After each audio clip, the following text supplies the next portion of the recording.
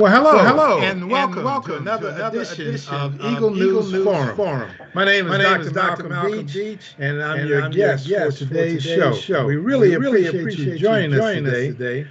We try We to try to cover cover different different topics topics associated with associated with bringing the bringing the African African diaspora, diaspora, developing developing closer closer ties with ties with Africa. Africa. And And today we today have a we have a very very special special guest, guest. Mr. Frederick Anderson. He's the author of a new book that's coming out very soon called Doing Business Internationally, a Practical Guide. Welcome, Mr. Anderson. How are you today, sir? I'm doing well, Dr. Beach. Thank you for having me on. I appreciate being here with you to talk about this interesting subject matter that we have. Yes. Yeah, I know you've been, you've been involved with this area for a very long time in terms of international business, and you traveled quite a bit.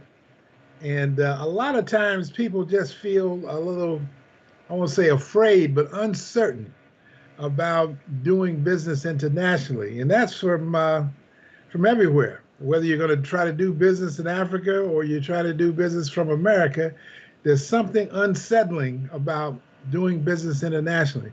So tell us a little bit of some of the key points that you think people need to consider when they're trying to grow their business. Well, one of the things that I always tell people, it's no different doing business internationally as doing business where you're at.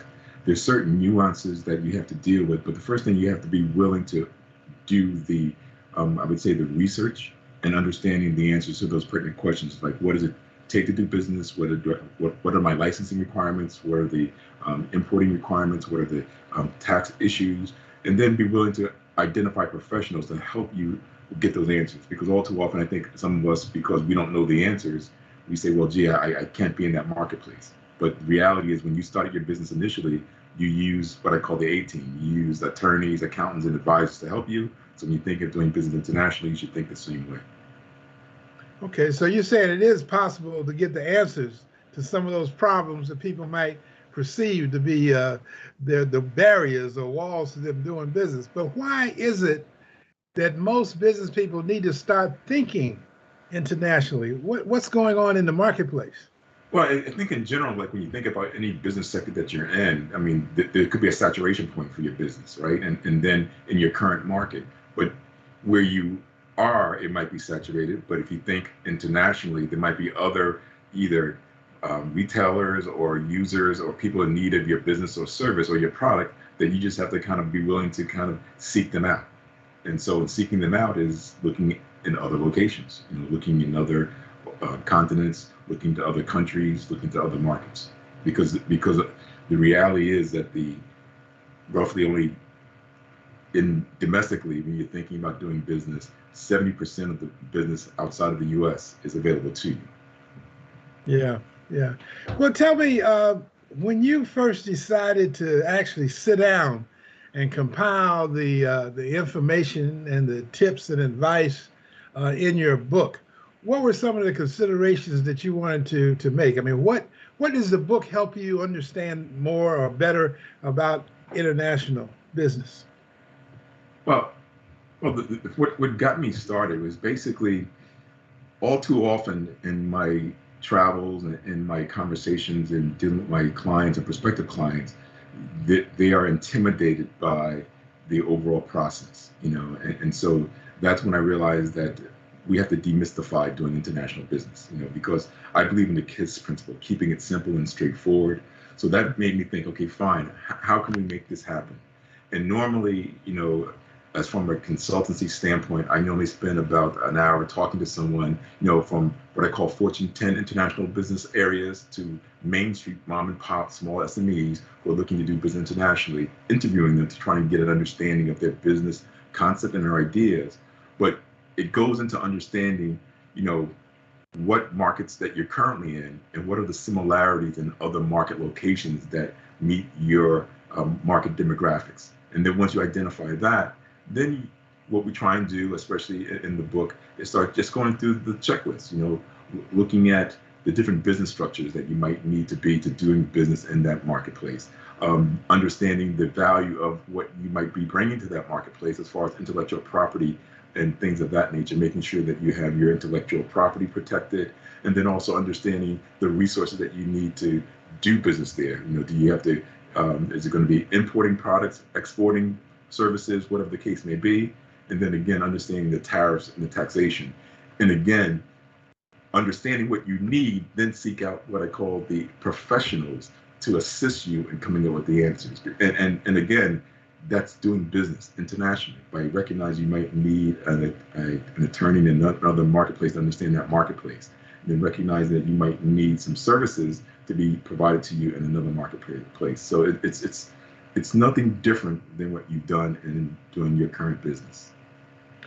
Well, let me ask you this: is it a different level of difficulty when it comes to things like, well, financing? How do I finance a project or a program internationally? Is that different from financing it domestically? The answer is yes. Okay, but even financing projects domestically, there are challenges. But the idea is to kind of understand what those challenges are, and then work with professionals that can help you to navigate them, because it's doable. And that's where the key is, just understanding the nuances of that marketplace and understanding the services in the financial areas that are available to you to help you with your financing. And it can range from, again, debt financing, equity financing, using different collateral options, understanding the different government support that you might have in obtaining the financing. And it's not easy to say, hey, as a business owner, that if you don't have a team of people around you that can help you to navigate that, to make it happen. And that's why I always encourage people to surround yourself with a team of people that are professionals and experts in those areas to assist you to kind of deal with those challenges. Because that's the beginning of it. When you start looking at international markets, you say, hey, I want to go into this marketplace. What are my funding needs to be in that marketplace? And then what money's made available to me? And then how do you get those dollars? And that's where what we do in the in the book, we kind of have a worksheet that goes through the different options and the different questions that you might need to understand. And it's again, I try and keep it simple and straightforward. And it's something that you already have done in your domestic market. Now you're just expanding it into the international marketplace and needing some international guidance. Okay. Let me, everybody has dreams. I'm trying to think if there's is there a rate of return that makes international business better than domestic? Can you make more money internationally than you can domestically, or that just depends? Well, I mean, it definitely depends, but there's a lot of, I'd say, pros and cons, right, to doing business internationally. Basically, let's use Africa for an example. People here, and since I'm from the U.S., we say there's roughly 340 million people in the U.S., but on the continent of Africa, there's roughly about 1.3 billion people. Okay, so then you start saying to yourself, what are the characteristics of your product or services that may be useful in those marketplaces? So you might be able to identify markets that are available to you, and then in certain markets, you might be considered the market leader because you have a niche and a product that you've developed in the U.S. that has not yet been exposed into other markets. So that could set you aside, and in doing so, you might be able to get a bigger portion of the market, therefore a bigger portion, a bigger return on your investment. And that's on the sell side. And then on the supply side, you might be able to find manufacturers that might be willing to manufacture the components of your product or service at a lesser price, reducing your costs. So then overall, in your overall business model, you're having an increased revenue throughout. So you've got to do the analysis, and it's not that complicated, but it's just, I tell people it's not an art, it's really a science, and just you just got to be willing to kind of sit down there and put the time and effort behind it. Mm-hmm. Well, recently, I know you participated in the first Pan-African conference of the National Black Chamber of Commerce, National Black Chamber of Commerce, and the National Business League, and it was part of a group called the National Alliance of Black Business. So, is this group effort something that you see in the future? Are we going to see more people getting together to talk about international business? Well, I mean, and that's part of what I call the overall strategic strategy is that any business owner, like for example, I'm part of the National Black Chamber of Commerce, who partnered with the National Business League, who actually started the National Alliance of Black Businesses, which participated in the National Black Business Conference. And our focus as part of the international discussion was basically coming together so that we can collaborate on doing more business. Because networking in business is something that's a must that most successful business owners know that you have to do. And internationally, you've got to come together in places where there's people in that space that are doing international business that might be able to provide you either, a supply side solution or provide you some services on maybe the tax side, the customs conversation. And that's the point of that organization. And that's why I would encourage people to become part of organizations that are in line with what you're looking to do, but then get involved, okay? So that being said, yes, Dr. Beach, the goal is for these organizations to recognize the opportunities internationally, especially when we look at the diaspora, that there's so much opportunity that we have not taken advantage of, but now we can start taking advantage of it by coming together and by raising our hands and saying, hey, I'm a business owner in this space, and I would love to consider being in an international space, and especially when we talk about the African and continent, there's so many opportunities that I feel that the Black business owners, the African American business owners, and the diasporans, we have not come together to take advantage of. But I feel very strongly that we're moving in that direction. And to be quite candid with you, I'm doing as much as I can to help us do that. And that's one of the reasons I decided to come out and publish the book, even though it's been in the works. But I now realize that there's no time to delay, and just to kind of get this guide out so people will realize that it's something that's doable. Yes. Yeah, it sounds like the book is coming out at the right time. I think there's a greater interest now in doing business internationally, and more people are willing to take the chance, to get out there and see what they can do. Now, you mentioned that the group thought, the group thing. What are you seeing that some of people's greatest fears are, or challenges that you've heard that they have in thinking about going forward with an international business deal? Well, and that's where, when you look at business in general, right? Most people do business with people that they know, okay, who they like, but then they trust. In the international environment, sometimes we don't have the, how can I say, relationships that we know people are doing certain things, okay? And so what's happening is, I think people, especially myself, we're being more intentional to get to know people that are doing business, right? And then I think we're kind of segueing around the word liking folks, but if we like the business opportunity, we're looking to say, okay, fine, how can we collaborate and how can we take advantage of the opportunity of doing business together? So we are looking to be intentional in doing that so that we can kind of navigate and expedite the opportunities of doing the business that we should have been doing. And that starts off with just having the conversations. And that's part of the networking. Do you know a person in a country that you may have been thinking about? Or you might say, hey, I've been trying to find a call center, to set up a call center someplace because my operations, is growing. And I understand people are setting up international call centers. So let's find those areas and where you might find someone who's have an international call center in the country that say, hey, I could bring you on as a client. That's doing business together, and that's doing business international. So it's definitely, the discussions are happening on all levels and all sectors, and people are being very much intentional to the point that a lot of the countries are actually doing specific outreach to let people know that they're open and ready for business. And just let me just touch on the one area for a moment. And I would say, when you think of certain international areas, some people think that certain areas may not be as developed. But on the continent of Africa, there's more developed businesses than we realize, especially among the African American community. And the diaspora is really looking to kind of go back to the continent, go back to the countries in Africa, and also looking to do business. So that's where we now can take our talent, match it with our treasure as far as our investment, and then take advantage of the opportunities of doing business and servicing a community that actually is looking to be serviced with the products that we have or looking to do the jobs that we need to get done. So, Okay, let me just ask you this question.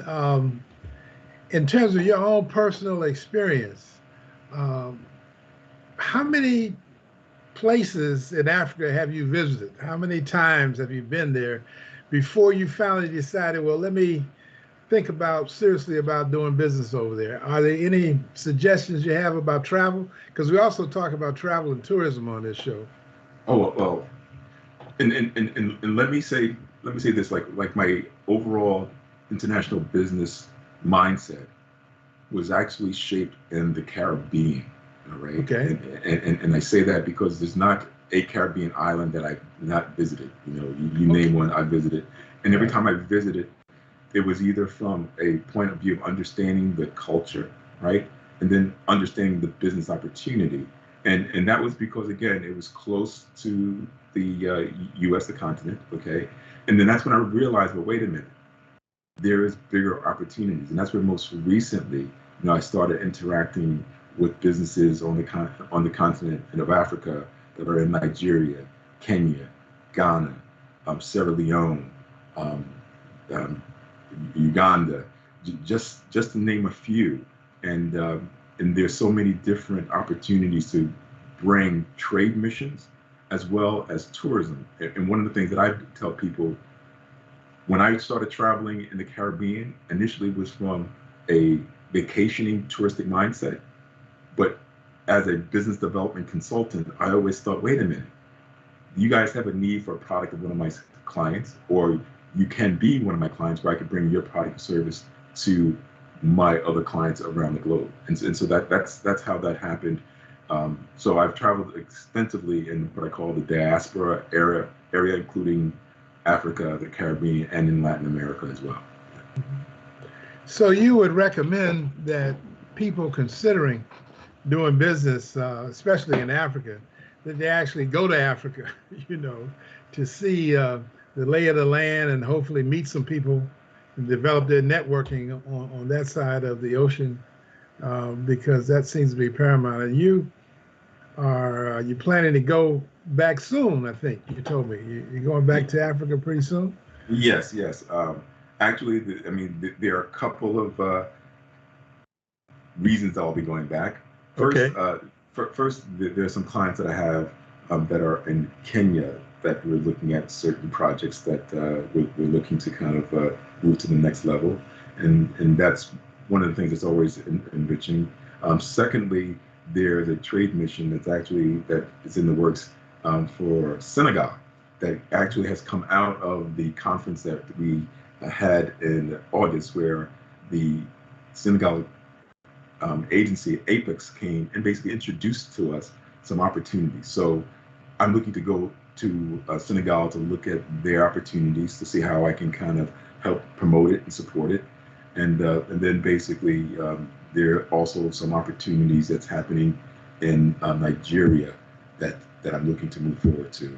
And believe it or not, one of my relationships have just secured a contract in a area close to Ethiopia. So I'll be traveling there as well. And this is probably all happen before the year is out. So, all right. Well, that sounds like you got a busy travel schedule. I mean, you're going to be leaving America, in what you're saying, and going over there. And that's what you have to do, I guess. You can't just do it all remotely from America. You got to go on some trips, is what you're saying.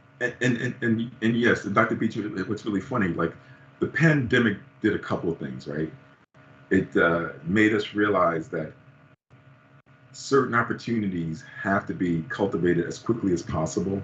And that's where I think, having virtual conversations, is perfect.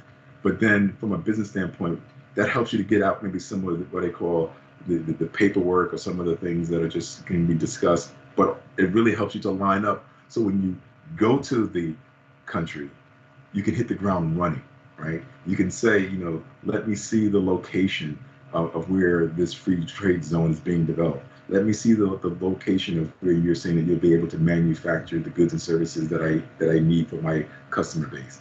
Let me actually meet with the services of the country that's saying, hey, these are the trade ministers that you need to speak with.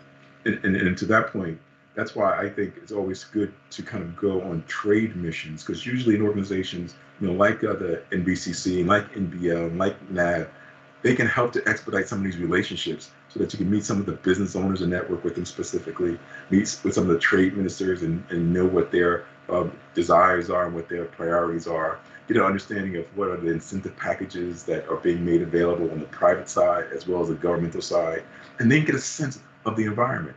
Because the reality is this: not until I started traveling, especially to the continent, do you realize my understanding was misguided by some of the things that were messaged to me through other media, that these countries were not as developed as they are. Because you'll be pleasantly surprised that they're very, very much developed, and that they have a desire to do business with us, because it's something that the business community, their communities, their governments need.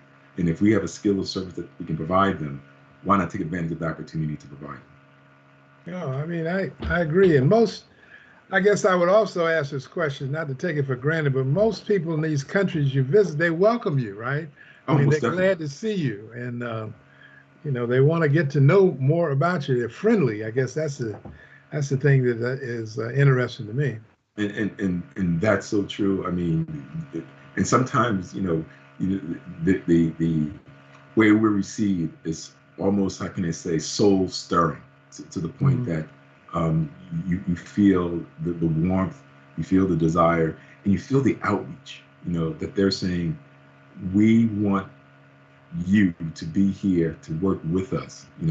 And that is something I think that, especially on the African continent, the desire is not to have people to just come and do business and leave, right?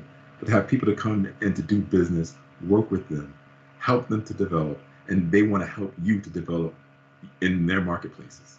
And that's what business is all about. It's got to be a mutual benefit for everyone. Yeah, I think so. Well, we only got a few minutes left, so I want you to explain to our viewers just how they can, what to look forward with this book. When is the book going to actually launch? How can they get it, and what should they do? Well, basically, the book will be launching shortly. My goal is to, speaking to my publisher, is kind of doing the final editing of it, just to make sure that it has some of the most latest points. And I always tell people, follow me on LinkedIn. And the reason I say that is because there's a lot of things that are going to be happening that will be coming through that, and that's Frederick L. Anderson on LinkedIn. All right, and then the book, we're going to initially publish it, obviously, through all your sources that you normally get your books online, and Amazon Publishing is one of the areas that I just tell people that we're going to be starting off with, and we're going to be doing some other things, and that's where, stay tuned, because there's some things that we're looking to do in the media space, because we feel, we definitely applaud you, Dr. Beecham, what you're doing, and we're looking to figure out how we can amplify it, because as we all realize, when we work together, we can get more done. You may be familiar with the African proverb that if you want to go fast, go alone. If you want to go far, go together. But I believe that we're of an age where we can put together a mastermind team, a mastermind group, to team up so we can go far and fast and make an impact. And that's something that I'll be developing through my LinkedIn, and I want my relationships to all participate, because I believe that there's so much opportunity that if we all work together, we'll be able to benefit from it and make it a mutual benefit for not only from the business side, but also for our community side. Okay. Well, I thank you very much, Mr. Anderson. All of us are looking forward to this book coming out, and to find out more about how to do business internationally, especially in Africa. And that's about all that we have for today's show. I want to thank everyone for watching and paying attention. And if you have any other questions, you can contact me on beacheagle@gmail.com or our website at eaglenews.com. And we're looking forward to hearing from you. And with that, we'll say we'll see you next time. Thank you so much. Thank Have you. a great day. So long, Fred.